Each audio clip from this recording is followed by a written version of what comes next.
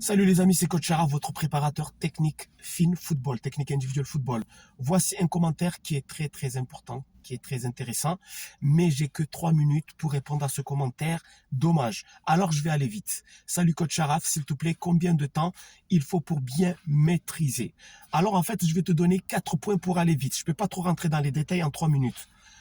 Pour bien maîtriser quelque chose, écoute-moi bien, surtout dans le football, il faut 4 choses. La première chose, tu dois absolument définir ce que tu veux maîtriser. Si tu veux aller quelque part et que tu ne sais pas où aller exactement, il va falloir qu'à un moment donné, tu décides. Donc ici, est-ce que tu veux maîtriser la maîtrise de la balle en l'air, la maîtrise de la balle au sol, la vitesse d'exécution, ta motricité, quoi? Sois précis. Donc ça, c'est le premier point sans rentrer dans les détails. Définis ce que tu veux bien maîtriser. La deuxième chose, il faut choisir les bons exercices. Si tu es tout seul, si tu as un coach ou si tu as envie d'aller voir un coach, il faut choisir le bon coach. Et ce point-là, il est hyper important, mais je ne peux pas le développer ici. Si tu as envie de progresser dans la technique, ça ne sert à rien d'aller voir un préparateur physique. C'est logique. Si tu as envie d'être bon en préparation physique, ne viens pas me voir. Je suis un préparateur technique. D'accord ? Etc., etc. Choisis le bon coach. Je reviendrai sur ce point dans une autre vidéo. Troisième chose, écoutez-moi bien, il faut être régulier.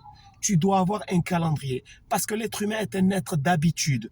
Ce que tu fais souvent, ça devient une seconde nature, ça devient une habitude et ça pourra aussi t'aider à améliorer tes automatismes si tu es régulier. Quatrième chose, et pour être régulier, il faut de la discipline et là c'est important. La discipline, ce n'est pas la motivation. Parce qu'il y a certaines personnes qui s'entraînent quand ils sont motivés. Mais la motivation, c'est un peu comme les montagnes russes. Un jour, tu es motivé, un jour, tu es démotivé, etc. Si tu attends d'être motivé pour aller t'entraîner, il n'y aura plus de régularité. Donc, tu casses le troisième point. Donc, la discipline. La discipline, ça veut dire quoi? Ça veut dire peu importe que tu sois motivé ou pas, tu vas t'entraîner pour sauvegarder ta régularité. Donc, je récapitule. 1. Tu dois bien entendu définir ce que tu as envie d'améliorer. 2. Choisir les bons exercices ou le bon coach. 3. La régularité. Et 4. La discipline. Et avec ça, tu vas voir que tu auras des progrès très rapides. Sur ce, restez motivés, continuez à progresser. À très bientôt. Ciao.